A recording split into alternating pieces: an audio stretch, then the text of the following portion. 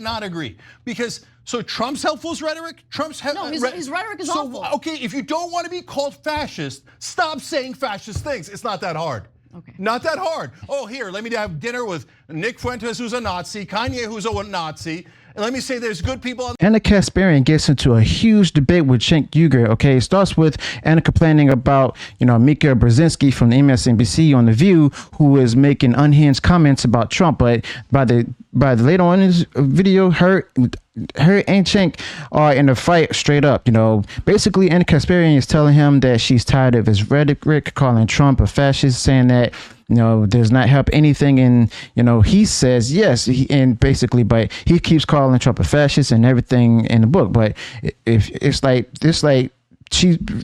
Ana Kasparian really goes up against Cenk Uygur here, and then they go ahead and get into this big, huge debate. So we're going to watch the rest of this, debate with Ana Kasparian totally finishes up Cenk Uygur. About Muslim lives one bit. Donald Trump is deeply racist and he says deeply racist things, okay?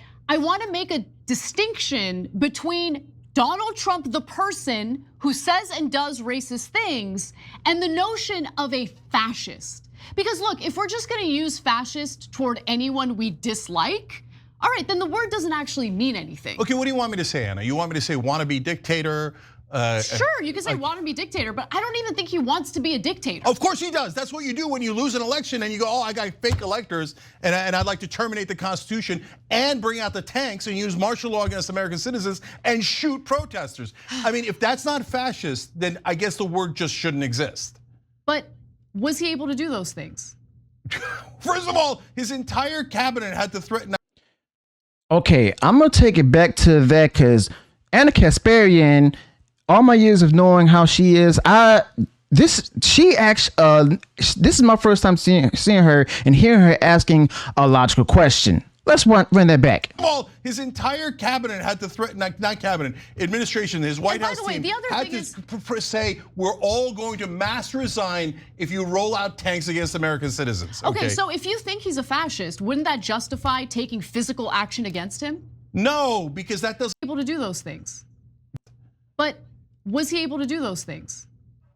First of all, his entire cabinet had to threaten, not cabinet, administration, his White House team had to say, we're all going to mass resign if you roll out tanks against American citizens. Okay, so if you think he's a fascist, wouldn't that justify taking physical action against him? No, because that doesn't help. That devolves us further into fascism. Yeah, exactly. But there's a difference between somebody shooting someone, that's fascism, and saying, I disagree with them. Don't elect a fascist prick who says only white people are awesome and everybody else is garbage and should be banned. No, look, I'm not gonna. First and foremost, when did Trump ever say that white people are awesome? When did he also speak out against minorities and stuff based on their race? I'm still trying to figure out. And Ana Kasparian seems to me that she's about to go ahead and go into overdrive and overtime to go ahead and basically obliterate Cenk Uygur in this debate. And now I remember it like it was yesterday. These two, they were actually in agreement solidly with each other the night where Trump was winning the election back in 2016. And now we're seeing Ana Kasparian and Uygur go ahead and have debates against each other. I might have been born under the rock and stuff, but I never knew that. Yeah, I'm pretty sure they had Ana Kasparian and Cenk Uygur got into these kind of debates and everything, but I never knew we would get into like this. Kind of remind me of Stephen A. Smith and Skip Bayless on ESPN back then and in the day. But the fact of the matter is, Cenk Uygur, he is not justifying his argument about Trump being, a fascist or a racist. And Ana Kasparian, she's still saying these things about Trump at the same time. Ana Kasparian is basically trying to prove to Cenk that anyone on the left, him included, saying these things about the opponent is not going to get them anyway. Okay, Kamala didn't even introduce, explain her policies. She just said some policies that she got from Trump, as well as the same things that she was going to do. And then asked him what else she's going to do. She didn't even answer it.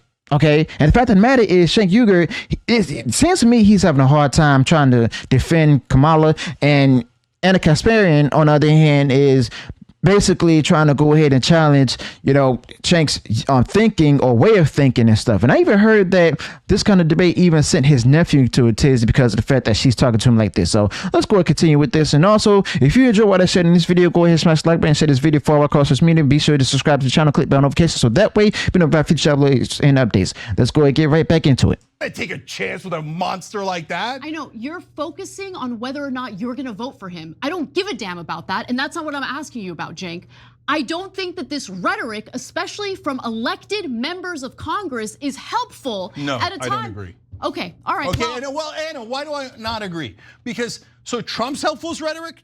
No, his rhetoric is awful. Okay, if you don't want to be called fascist, stop saying fascist things. It's not that hard. Okay. Not that hard. Oh, here, let me have dinner with Nick Fuentes, who's a Nazi, Kanye, who's a Nazi, and let me say there's good people on the Nazi side. Oh, it could be pro-Confederate guys. Might be guys who are pro-slavery who are good guys. Let me do all of these things. Let me say that immigrants are poisoning the blood of our nation, a Nazi term that is only used in the past by Nazis, and then say I'm gonna ban Muslims, I'm gonna do this and this and this to all the other ethnic groups, and then go, oh, I can't believe you called me a fascist. No. Okay, basically, Cenk Uygur, he just right when he thought he lost it, there's more of this mess to come from him. Oh, he is a fascist. I'm very happy to call him a fascist. But there it is. I mean, Ana Kasparian really tried her best to hold her own and everything, but at the same time, Uygur, on the other hand, he's not going to actually use logic and stuff to actually see what's actually going on, because the fact that to me, he didn't present any kind of logical evidence that Trump is a fascist or anything, or any other kind of Islamophobe in the book. But the fact of the matter is, Ana Kasparian held her ground, and she tried using logic, not much logic, but logic nevertheless, which is surprising to me, to go ahead and share with Cenk what he was saying doesn't only make sense, but is also not helpful for the cause itself. But the fact of the matter is, we're going to see this. I guarantee you all, this is not the last debate that they're going to have with each other. I guarantee you things are going to get even more heated and stuff. So let me know your thoughts about this in the comments below. Also, be sure to include any additional thoughts you may have this particular topic. If you enjoyed what I said in this video, go ahead, smash the like button, share this video far across social media. And if you haven't done so already, you enjoyed all the content that I put out there, go ahead, subscribe to the channel, click the notifications, so that way you'll be notified of future uploads and updates. Till then, peace.